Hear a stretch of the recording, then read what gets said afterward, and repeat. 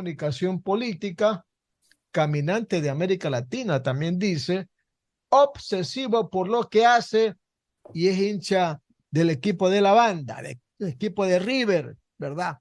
Bueno, saludamos al abogado Fernando de Paso y queremos que nos dé un comprendido para ver cómo nos está oyendo, abogado. Buenos días. Hola, ¿qué tal? Buenos días a ustedes, a la audiencia. Un gusto y muy agradecido por la invitación. El abogado de Paso, quien es nuestro entrevistado, ha trabajado en algunos países: Argentina, Brasil, Colombia, Ecuador, España, Honduras, México, Perú, República Dominicana, etcétera. Ha manejado asuntos de comunicación, asesoría y también pues a los gobiernos, ¿verdad? En algunos países.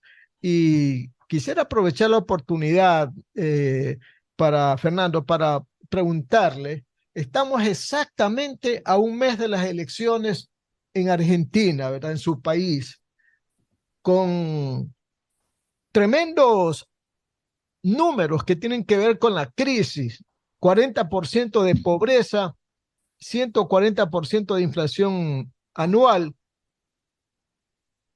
y como digo, a 30 días de las elecciones y a 78 días para que termine el gobierno de Fernández. ¿Cuál es su punto de vista sobre las primarias, como se dice, verdad? Porque en Argentina muchos dicen que es un hecho que Milei, Javier Milei, el libertario, como le llaman, va a ganar las elecciones. O sea, ni siquiera va a ir a la segunda vuelta, como se dice, sino que va A a ganar ver, las elecciones. ¿Usted qué dice, Fernando? eh, Bueno, buenos días. A ver, primero me parece, digo, en relación a los indicadores que mencionabas, que no son responsabilidad de este gobierno exclusivamente, si bien a este gobierno particularmente del doctor Alberto Fernández le ha ido bastante mal. Pero es una sumatoria de cosas que llevan a el 40% de pobreza y al ciento y pico de inflación interanual. Y eso obviamente es una clara demostración de que tanto la coalición de gobierno, de Unión por Todos, el peronismo o el peronismo en su versión kirchnerista, así como Juntos por el Cambio, la coalición que en su momento encabezó el expresidente Mauricio Macri, y la verdad que da la sensación que por lo menos desde sus experiencias de gestión hacen todo lo posible para que Milei gane en primera vuelta. Eso por un lugar, digamos, el crecimiento de Milei me parece que se debe fundamentalmente al hartazgo y a la decepción constante de las, diría, última década y media, y principalmente hacia la gestión de las dos grandes coaliciones que hay en la Argentina, y que uno habitualmente entendía la política argentina desde la lógica peronismo-antiperonismo, y la aparición de Milei plantea algo nuevo, algo distinto, que tiene que ver con la política versus la gente, o como él dice, la gente, los trabajadores, los honestos, los buenos, versus la casta, ¿no? Y que la casta son todos aquellos que hacen política a lo largo de los últimos años y que están, si se quiere, él entiende con algunos privilegios, ¿sí? Derivados de la gestión pública. La Argentina tiene un sistema de primarias abiertas, simultáneas y obligatorias. En ese proceso electoral, pasos. en las PASO, se planteó un escenario de tercios, ¿sí? El escrutinio final dio entre el primero, que fue Milei, y el tercero, que fue Sergio Massa, el actual ministro de Economía de la Nación, un punto y medio, un poquitito más que eso de diferencia. Estamos hablando de apenas un puñado de votos en el escenario nacional. Y hoy, de cara a la elección general del 22 de octubre, lo que se ve es un debilitamiento, una caída de la candidatura de Patricia Bullrich, que tal vez en términos Tercer puesto. estra estratégicos es la que pospaso más complicado tiene el escenario, porque si ella radicalizaba el discurso para competir con los votos de Milei, iba teniendo una merma de los votos que eran de Horacio Rodríguez Larreta, el alcalde de Buenos Aires, en detrimento de Sergio Massa, y a la inversa, si se acercaba a posiciones más moderadas, iba perdiendo un voto más por llamarlo de alguna manera, reaccionario hacia el sistema político argentino que se le iba para Milei. En ese sentido, da la sensación de que la candidatura de Patricia Bullrich todavía está buscando su lugar en el entramado. Me parece que la campaña del gobierno de Massa tiene algunas particularidades en términos de que ha encontrado su lugar de buscar directamente la polarización con Milei y al mismo tiempo diferenciarse del peso negativo que pueda tener el gobierno actual. De hecho, ayer o hace unas horas se planteaba que pocos de los ministros actuales estarían en un potencial gabinete de él. Lo mismo ya ha dado a entender en relación a algunas otras figuras que están vinculadas a los últimos años del peronismo. Y Milei en una posición, si se quiere, en algunos aspectos más moderada, cuidando sus apariciones, sus momentos, otra vez más en silencio en términos del vínculo con los medios y más en contacto directo con la calle, con la gente, ¿no? Caravanas, recorridas por barrios populares, apuntalando lo que el, el fenómeno policlasista que lo acompaña en términos de voto. Uno podría decir que, bueno, es el candidato de los jóvenes, es el candidato de los ricos porque es de la derecha, y la verdad es que es el candidato del desencanto, es el candidato del hartazgo, ¿sí?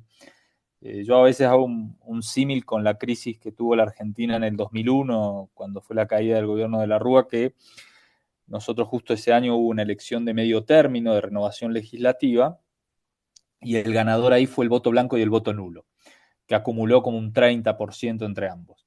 Bueno, hoy el voto blanco, el voto nulo, el voto desencanto, enojado, con bronca y con ira, no necesariamente tiene como alternativa el voto en blanco o el voto nulo, sino tiene la alternativa de Milei a nivel nacional, ¿no? Fernando, es cierto que la propuesta político-electoral de Milei como que está cambiando, ¿verdad? Desde que empezó a divulgarlas hasta el momento. Y esto yo entiendo que tiene que ver también con las críticas que ha recibido de los periodistas primero y también de 200 economistas argentinos que no están de acuerdo con su propuesta capital, que es la dolarización. Él también ha hecho unos cambios en su plan de gobierno. Podríamos decir que en este momento es incierta la situación a tal punto de que o echamos la moneda al aire para ver qué sale o echamos a andar la pirinola para ver si a través de ellas podemos saber quién va a ganar el próximo 22 de octubre.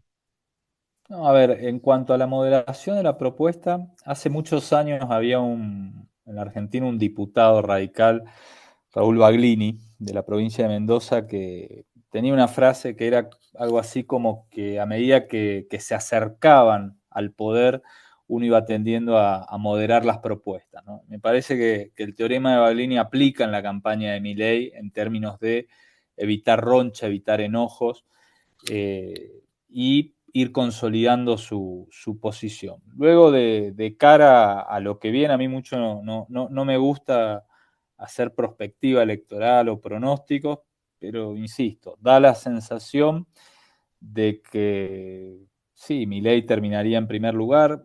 Yo creo que es todavía prematuro, faltando casi o exactamente un mes para la elección, porque es el 22 de octubre.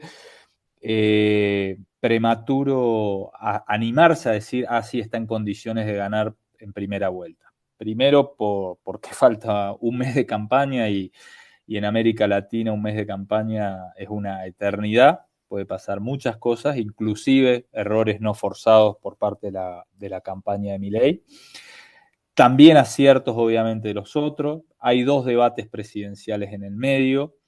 Y después no menospreciar el peso institucional, político de las 2 coaliciones electorales de la Argentina, sea el frente que hoy encabeza Sergio Massa como el que está encabezando Patricia Bullrich, que tienen poder de gobiernos provinciales, de gobiernos municipales. En el caso de Massa, todavía toda la botonera, el comando del Estado y ver las repercusiones que puedan tener algunas medidas. Digo, acaban de esta semana tener media sanción la eliminación de un impuesto bastante controvertido para la clase media en la Argentina, que podría llegar a tener cierta afectación inmediata en términos positivos para la clase media, como el impuesto a las ganancias.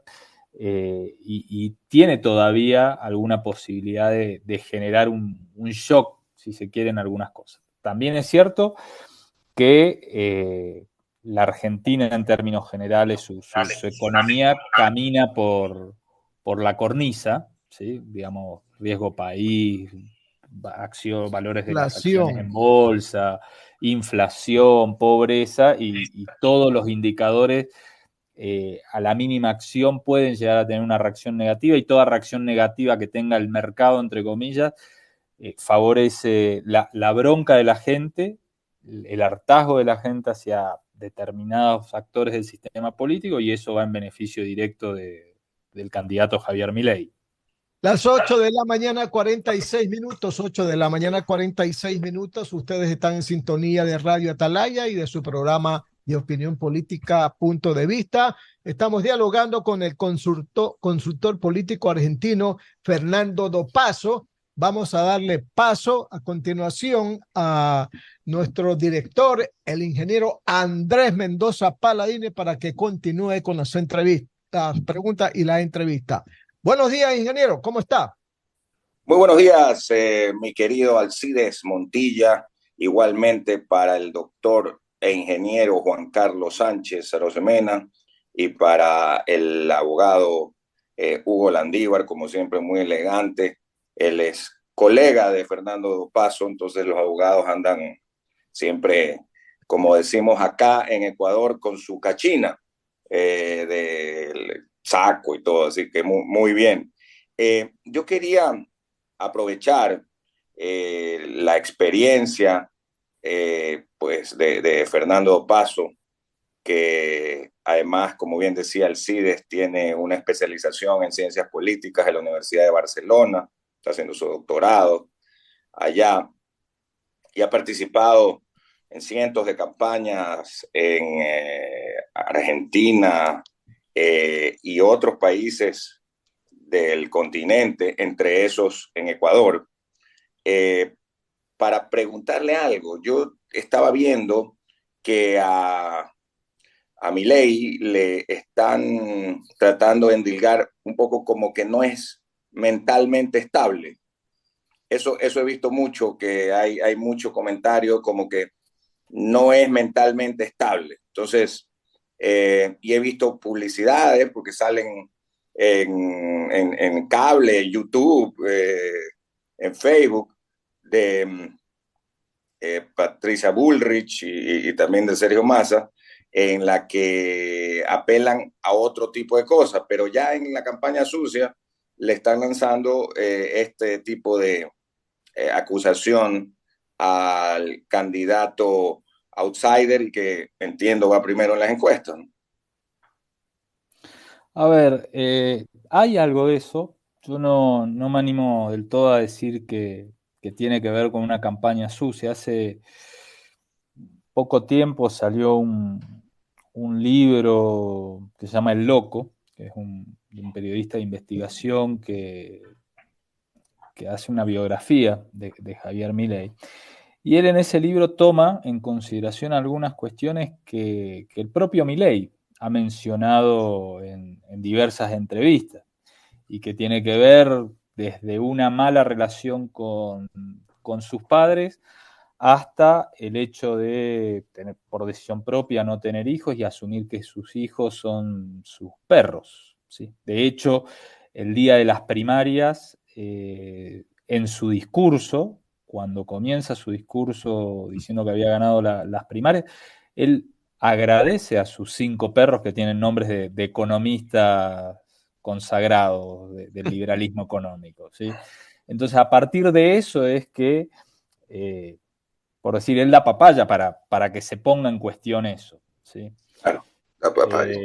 Ahora, también es cierto, digo, que él en su vida profesional ha sido un asesor en temas económicos y financieros de una de las grandes corporaciones empresarias que tiene Argentina y América Latina.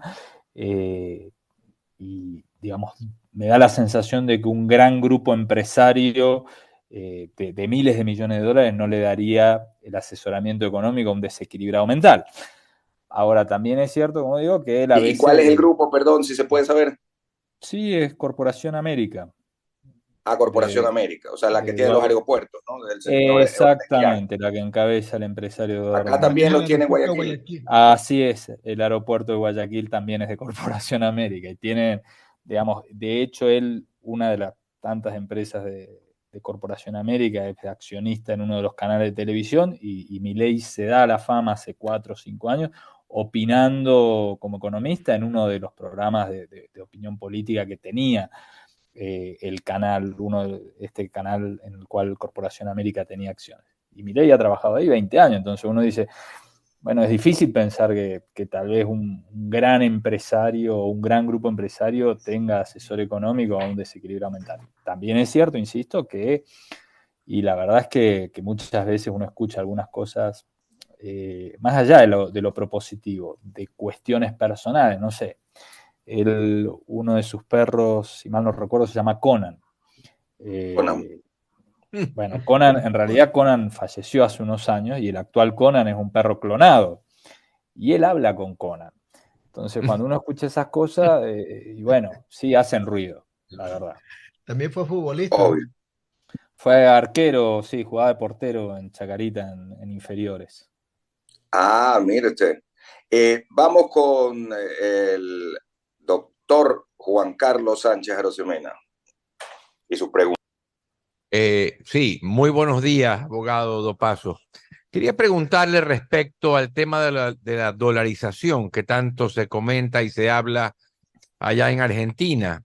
Veía el otro día un comunicado de cerca de 200 economistas argentinos escribiendo en contra de la dolarización y como que sería un paso equivocado a dar. Acá en Ecuador, pues nosotros tenemos una muy buena experiencia con la dolarización. En su momento sí pensamos que el tipo de cambio al cual se hizo la conversión, digamos, sí fue muy alto, pero bueno, más allá de eso, la dolarización ha dado mucha tranquilidad, ha permitido que la gente pues pueda adquirir crédito porque sabe que ya la moneda no se devalúa, ¿no? Y también pues al gobierno ya no tiene la maquinita para imprimir billetes. Entonces, siendo Argentina un país grande, de una economía muy importante, eh, obviamente muy nacionalista, además, entiendo que hay una corriente muy fuerte como para que no se dolarice, pero por otro lado, hay algunos que dicen pues que esa sería la solución a algunos de los problemas que tiene Argentina en la parte económica. Entonces, quisiera saber su criterio al respecto, por favor.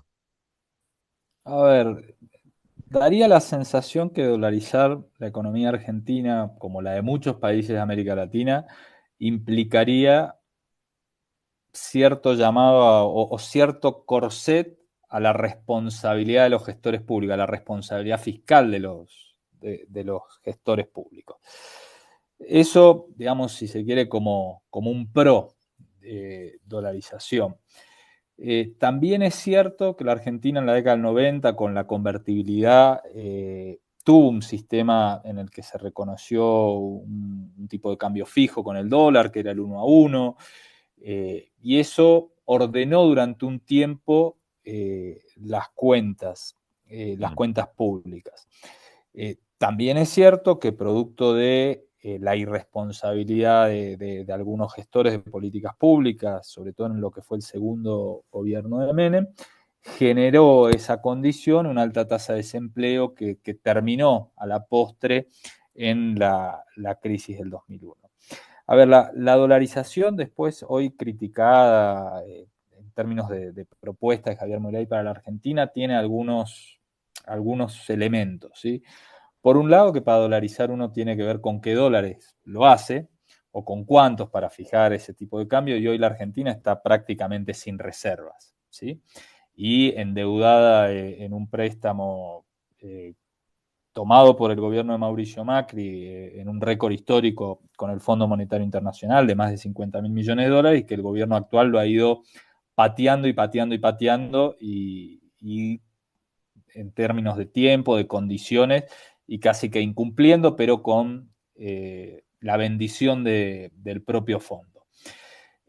Con lo cual, si uno no tiene reservas, bueno, ¿cuál es el tipo de cambio a partir del cual hacer la dolarización? Otra cuestión es que la Argentina hoy tiene más de 10 tipos de cambio, entonces, suponiendo que están los dólares, ok, primero hay que unificar el tipo de cambio, ¿sí? Claro. Con lo cual eso ya genera todo otro entramado. Y tercero, una vez que hacemos el tipo de cambio, y Ecuador en su momento lo vivió, hay un primer momento de pauperización de la situación económica de la gente, ¿sí? De shock negativo. Eso implica aumento de pobreza. Ok, si Argentina hoy tiene 40% de pobreza, ¿sí? ¿Cuánto va a ser la pobreza en el corto plazo ante eso? ¿70? La sociedad argentina, que es históricamente, más allá de que no sea hoy así, pero que históricamente estaba en su cabeza ser un país de clase media, colectivamente, ¿está dispuesta a pagar ese costo? Y si lo está dispuesta, ¿cuánto tiempo? ¿Sí? Que esos son los temas de gobernabilidad que tiene Milei. Institucionalmente, una dolarización tiene que pasar por Congreso Nacional. Milei, incluso ganando en primera vuelta, producto de que la Argentina, las dos cámaras, diputado y senado, diputado se renuevan la mitad cada 2 años, senado un tercio cada 2 años, tendrían que pasar 3 elecciones ganando, ¿sí? 6 años o 8 consecutivos, ganando elecciones legislativas para tener mayoría en el Congreso. Entonces, ¿cómo lo haría? Ujú.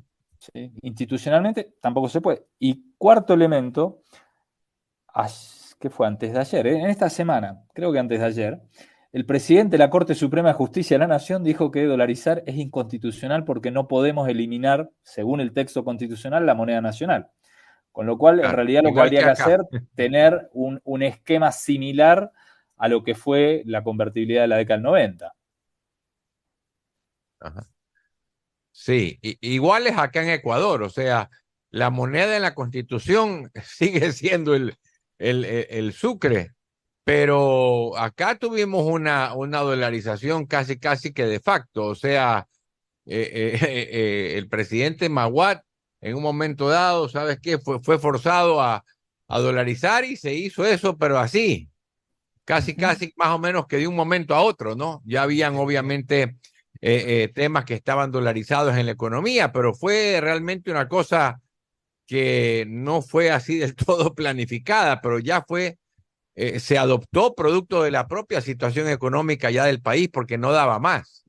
Entonces, por No, lo tal que cual. usted nos relata, parecería ser que Argentina está lejos del poder dolarizar la moneda, A o ver, perdón, la economía. las Disculpe. condiciones para hacerlo, yo al único economista que escuché, porque ya lo relativiza él y también su equipo económico, pareciera que no están. ¿Sí? Los Ya. únicos que lo defienden son los economistas que están con Milei, y en un momento él decía, esto es de un día para el otro, y a lo largo de las últimas semanas, todos los economistas de él, incluso la doctora Mondino, que es quien sería supuestamente su canciller, una economista de larguísima data y con vastísima experiencia, está insinuando que, bueno, que son cosas que llevaría un tiempo, lo mismo que la eliminación de determinados impuestos y demás. Digo, a ver, pero tiene que ver, me parece, con esto que les mencionaba el teorema de Maglini, ¿no? Es decir,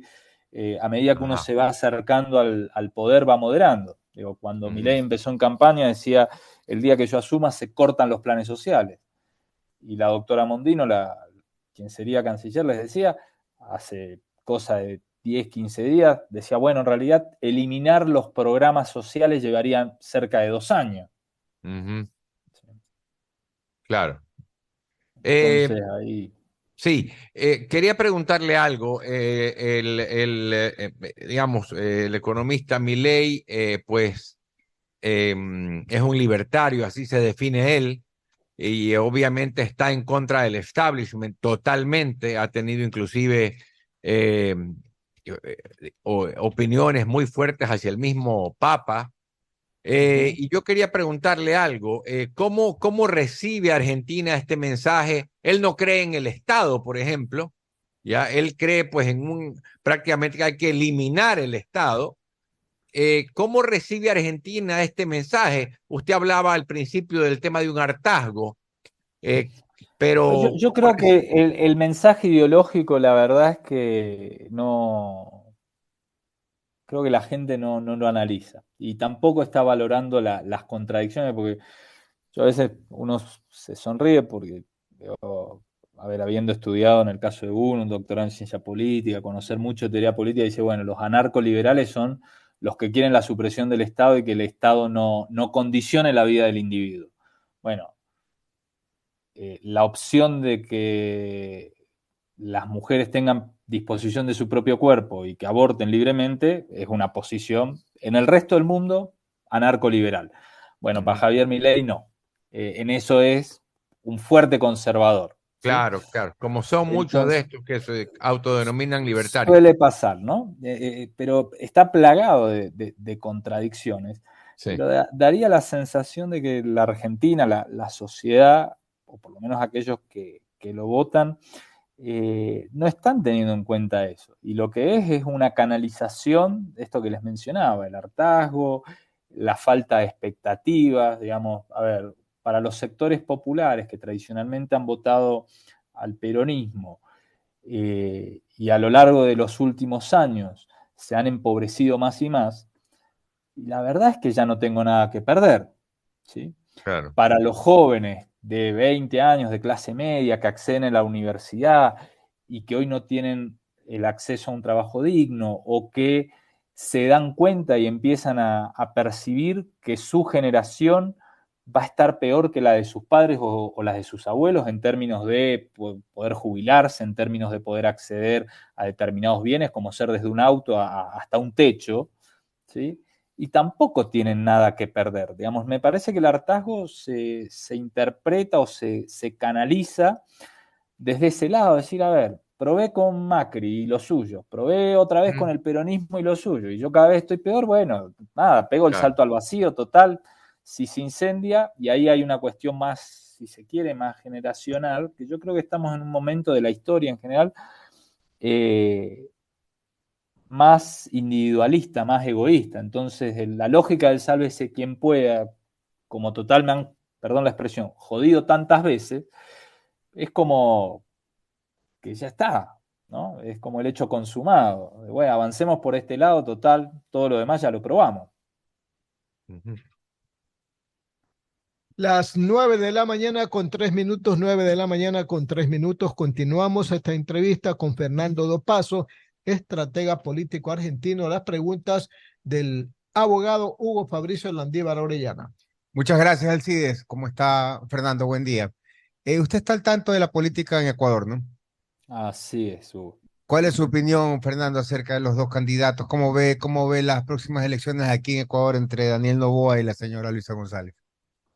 A ver, como todo escenario de segunda vuelta, incierto, peleado, con dos giros de campaña o dos adaptaciones de las campañas a la segunda vuelta, con un Daniel Noboa empezando a hacer más anticorreísmo del que hacía en la primera y con una Luisa llamando a la unidad, cosa que no hacía en la primera vuelta, ¿sí? Ajustándose a las necesidades de buscar optimizar la campaña de cada quien.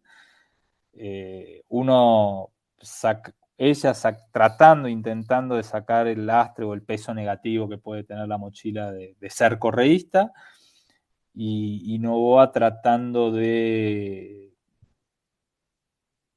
contribuir a la polarización de los últimos años del Ecuador a fin de consolidar toda esa masa anticorreísta, que son los votos que le faltaban, producto de la campaña más light, si se quiere, de primera vuelta. Claro, y tomando en cuenta que son elecciones anticipadas por la muerte cruzada, que fue un invento del correísmo, y sería un gobierno de año y medio, y hay que combatir el niño que se nos viene ya prácticamente lo tenemos encima, y la inseguridad que estamos viviendo, Fernando. Teniendo en cuenta eso y que justamente el factor tiempo, yo es justo bueno, estas elecciones no he estado trabajando en el Ecuador, pero hablando con varios colegas y con varios políticos a los cuales conozco de mi paso en campañas anteriores y en alguna contribución con algunos de los gobiernos anteriores del Ecuador. Un poco el tema de la conversación siempre radicaba en eso, ¿no? Bueno, cómo genera condiciones de gobernabilidad para un año y medio, donde además, digamos, sea Luisa, sea Daniel Noboa, tiene que gobernar con la asamblea que salió electa, ¿sí? Que en su configuración, en cuanto a fragmentación, no es muy distinta a la que se eliminó. Sí, el correísmo sigue siendo la primera minoría sólida, pero tampoco tiene una mayoría en caso de que Luisa sea electa presidenta como para llevar adelante una agenda muy, muy ambiciosa, ¿sí? Pero al mismo tiempo uno ve que tampoco todavía están dadas las condiciones o la responsabilidad de la dirigencia política ecuatoriana de hacer por un gran acuerdo nacional, por llamarlo de algún modo, que permita en un año y medio atender 3, 4 temas, tú los mencionabas, las consecuencias que pueda tener el niño, la enorme crisis de inseguridad y violencia que está viviendo el país como nunca antes y apuntalar algunas cuestiones de la economía cotidiana de los ecuatorianos. Ahí a veces pareciera que están más en sintonía con los problemas de la política que con los problemas de la gente. Y eso en el mediano plazo, en términos sistémicos, y puede llegar a generar las condiciones para que en el hartazgo progresivo de la gente en el Ecuador aparezca alguna figura que supere la dicotomía correísmo-anticorreísmo de los últimos años y que plantee otra cosa, ¿no? Digamos, Claro, como outsider. exactamente. Ya, y otra cosa, cambiando el tema, Fernando, estoy viendo en la prensa, lo he seguido esta semana, que a la señora Cristina Fernández de Kirchner se le han reabierto dos procesos, uno Dos de procesos lavado judiciales. de dinero y otro del pacto con Irán por encubrir el atentado a Asociación Judía del 94. ¿Cuál es su Sí. opinión acerca de esto, Fernando? A ver, el de la causa Otesur por lavado de dinero, que es el hotel de la familia de los Kirchner, y El que está en el sur de Argentina. sí, está en la provincia de Santa Cruz, al lado o muy cerquita del glaciar Perito Moreno. A ver, es una causa de corrupción, se ha abierto, se ha cerrado, eh, tiene que ver un poco con una sospecha de corrupción y de enriquecimiento ilícito por parte de ella y del difunto expresidente Néstor Kirchner, en la cual también están vinculados los hijos, o por lo menos Máximo Kirchner como heredero. Eh, bajo investigación de la justicia argentina con las contradicciones o sospechas de justicia tendenciosa que existen en todos los países latinoamericanos, ¿sí? Dependiendo qué juez esté a cargo de la causa. Lo del pacto con el entendimiento con Irán, ahí yo particularmente tengo una visión, si se quiere, desde lo institucional y desde lo lógico. Ese pacto de entendimiento lo aprobó el Congreso Nacional y llevar las relaciones exteriores del país son una atribución del Poder Ejecutivo Nacional, en este caso de Correcto. la Presidencia de la República, con lo cual, si vamos a estar poniendo en tela de juicio los acuerdos internacionales que lleva adelante cualquier presidente, entonces quitémosle la atribución de ejercer las relaciones exteriores a los presidentes, porque digo, estaríamos poniendo bajo tela de juicio, dependiendo del color político de turno o de la inclinación política de la justicia en el momento histórico que sea, todo lo realizado, ¿sí? Da igual el contenido del pacto o del acuerdo internacional. Me parece que hay cosas que no debieran ser judicializables en materia de política. Listo, muchas gracias, Fernando. Continuamos con el CIDE. Sí, las 9 de la mañana con 9 minutos, 9 de la mañana con 9 minutos. Continuamos con las preguntas del ingeniero Andrés Mendoza.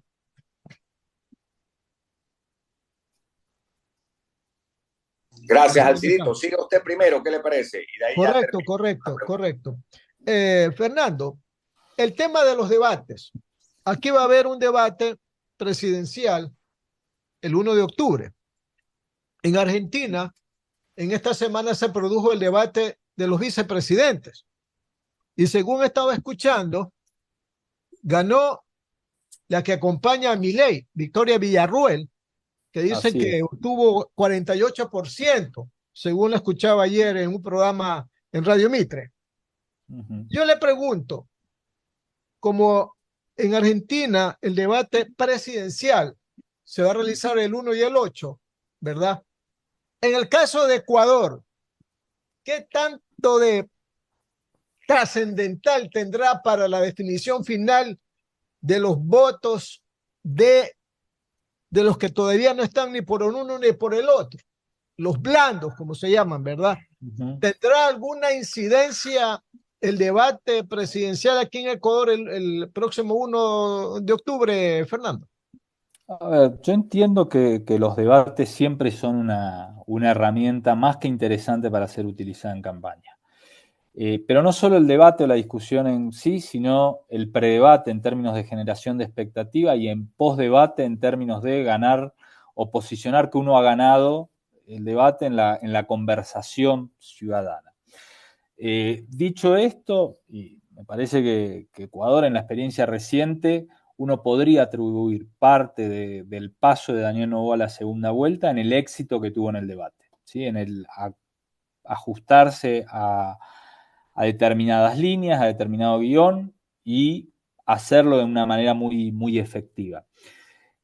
El impacto del debate en esta segunda vuelta, a ver, yo sospecho que será menor, más marginal en términos de los votos que pueda mover hacia un lado o hacia otro. También es cierto que habrá que esperar la dinámica que se da en ese debate a partir un poco de las reglas que pone el Consejo Nacional Electoral para el debate, pero también el desempeño de ambos, ¿sí?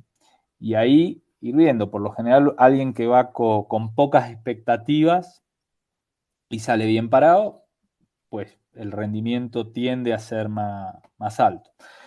Igualmente, considero que lo que se va a estar buscando en el debate, sobre todo ese votante que tú anunciabas, ese votante blando, que hoy tiene alguna duda para uno o para otro candidato o candidata, en el caso del Visa, va a estar viendo y percibiendo matices, ¿sí? Modos, formas, ¿sí?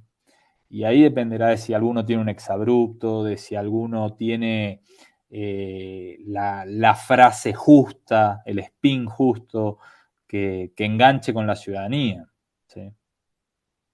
Fernando, para usted el tema de las encuestas. ¿Usted cree en las encuestas? ¿Se equivocan porque a veces los consultados no dicen la verdad, engañan al chico que les está haciendo la pregunta? A ver, yo Porque creo aquí en en las el Ecuador, encuestas mire, como análisis, como instrumento de análisis, de investigación, de lectura de la realidad. No creo en las encuestas como herramienta de pronóstico. Dicho esto, después hay que entender o conocer lo que en las encuestas a veces aparece como ficha técnica, ¿no? Digamos, bueno, cuál ha sido la metodología, cuáles son las herramientas que se han utilizado, el tipo de cuestionario, el diseño muestral. Digamos, a ver, que las encuestas o los estudios de opinión pública pueden tener errores, sí, en la medida en que los usemos como instrumento de pronóstico. No son un instrumento de pronóstico, son un instrumento para analizar la realidad, para poder elaborar hipótesis y líneas de trabajo sobre esa realidad, ¿sí? Digo, por decirlo. pero yo lo que le iba a preguntar era por qué continuamente las encuestas se están equivocando. Se equivocaron en Argentina porque a Milei le daban el tercer puesto y nadie se dio cuenta de ese enorme elefante que pasó por todos lados, Milei, y que A ver, salió primero en las es PASO. cierto que algunas encuestas publicadas lo daban en tercer lugar y relativamente lejos. Ahora, también, y esto hablando en pro de varios encuestadores, amigos serios que no publicaban sus encuestas porque eran o estudios para campañas o estudios para empresas, el escenario de tercios estaba desde hace rato, ¿sí? Y al uno en cualquier investigación tener un margen de error de 2, de 3, de 5 puntos para arriba o para abajo, la verdad es que el escenario de tercios, a 2 puntos entre Massa que salió tercero y Milei que salió primero, uno podría decir esas encuestas no fallaron, ¿sí? También es cierto que sí, muchas veces hay manipulación, sea o por parte de quienes hacen las encuestas para no tener un instrumento de análisis o de investigación, sino un instrumento de influencia o de pretendida influencia sobre la opinión pública. Pero bueno, eso tiene que ver no con la validez o no del instrumento, sino con las manias y actitudes de algunos actores vinculados a la política, ¿sí?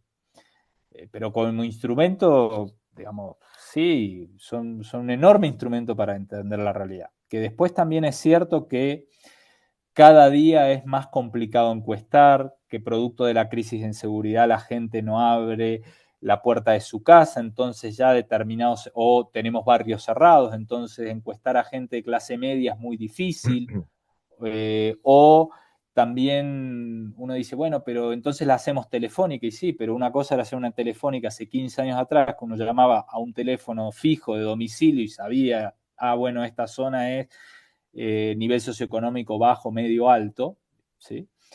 O hoy que tenemos, digo, nadie tiene teléfono fijo en la casa y todos tenemos celular, ¿sí?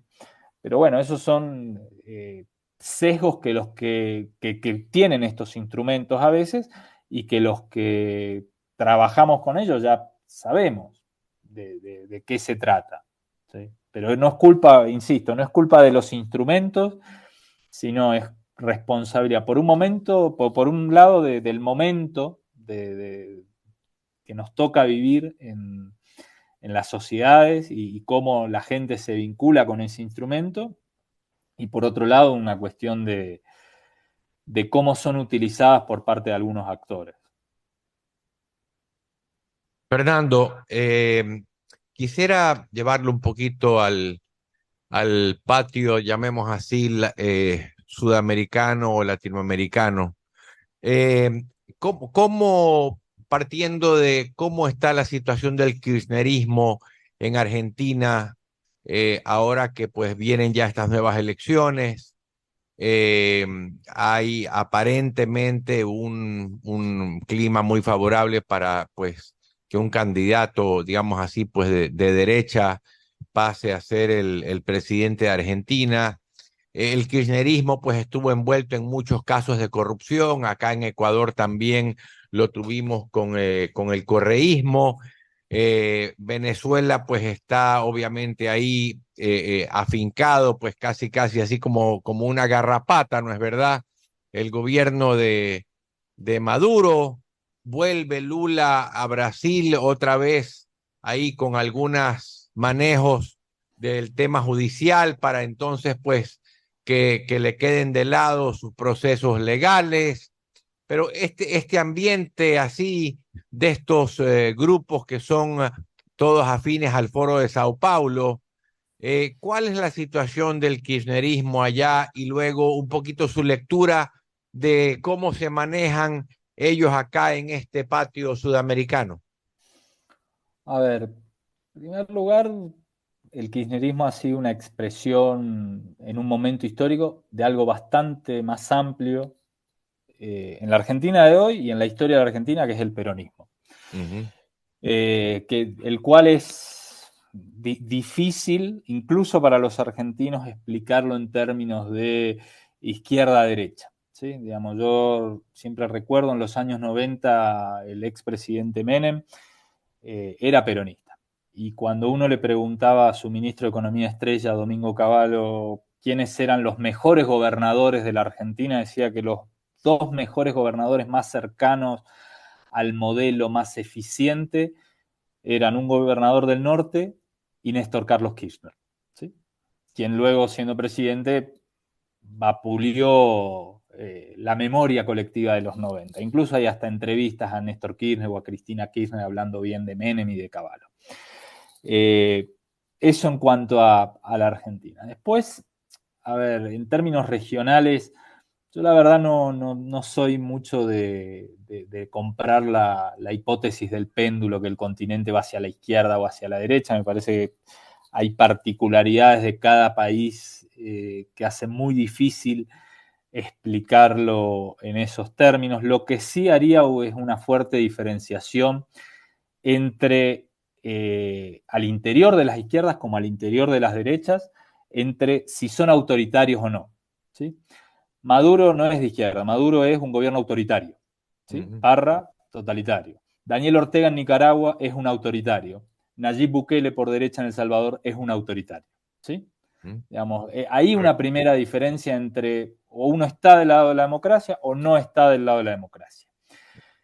Luego, sí creo esto que les mencionaba. Hay que entrar a particularizar, incluso en esa década del 2000 con Chávez con vida, Evo Morales en Bolivia, Rafael Correa en Ecuador, Lula o Dilma en Brasil, Néstor o Cristina en Argentina, el obispo Lugo en Paraguay, ¿sí? Uno tenía, lo que podríamos decir en Sudamérica, un montón de gobiernos progresistas, Tabaré y Mujica en Uruguay, y sin embargo siempre hubo diferencias, ¿sí? No es lo mismo, no era lo mismo el Ecuador de Correa en términos de agenda progresista que la Argentina de Cristina Kirchner. ¿Sí? ¿Había algunos elementos en común? Sí, pero lo mismo ni de casualidad. ¿Sí? Y eso se repite también para los gobiernos, para los ciclos de derecha. Digo, a ver, uno podría decir, hoy en Ecuador gobierna la derecha con Guillermo Lasso, y sin embargo, dos personajes que vienen de la empresa privada, en la empresa privada exitosos, como fue Sebastián Piñera en Chile y Guillermo Lasso en Ecuador, y tienen experiencias de gestión distintas, pero porque las condicionantes de sus respectivos países son distintos. Dios, Piñera pudo volver después de 4 años al poder. Yo tengo mis serias dudas de que Guillermo Lasso pueda volver al poder en algún momento del Ecuador. Sí. Entonces, trataría de no generalizar y iría casi que país por país en esa búsqueda. Perfecto, muchísimas gracias, Fernando. Muy amable. No, gracias a Mi ti. querido director. Muchísimas gracias. Igualmente, querido Marqués. Vamos con una pregunta más de don Hugo Landívar y luego para el cierre de este contacto desde Buenos Aires. Estamos en vivo desde Buenos Aires con el abogado Fernando Paso, conocido consultor político argentino y que ha estado en muchísimos países del continente con su trabajo. Además, como dijo Alcides al comienzo de la entrevista, el hombre es de River, es fan de River, de la banda. De la banda. Y así es que, don Hugo Landívar, su pregunta. Muchas final. gracias, Andrés. Fernando, una forma de cambiar el Ecuador sería, a su criterio, una consulta popular inmediatamente gane el candidato o una asamblea constituyente en un gobierno de 4 años posterior a este año y medio. Para cambiar la constitución, la parte que no sirve, pues, ¿no? El tema es para qué siempre las cosas. Tú me dices, bueno, una consulta popular. A ver, ¿ha habido consulta popular en el gobierno de Lasso? ¿Ha habido consulta popular en el gobierno de Lenin? ¿Para qué Bueno, sirvieron? quizás me faltó decir el para qué, correcto. Para el cambio en la constitución, para poder combatir esta inseguridad y todo lo que nos pasa a diario, usted lo puede leer en la prensa con la ola de inseguridad que vivimos, sicariatos, jueces que dan recursos, etcétera, de todos los días. Entonces necesitamos un cambio. Entonces quizás una consulta popular sea lo justo y necesario en este minuto. Puede ser una válvula de escape para la presión social. Yo la verdad que no me queda claro en qué el cambio de una constitución nacional puede hacer mejor o peor la implementación de políticas públicas. A ver, al delito se lo reprime o no se lo reprime.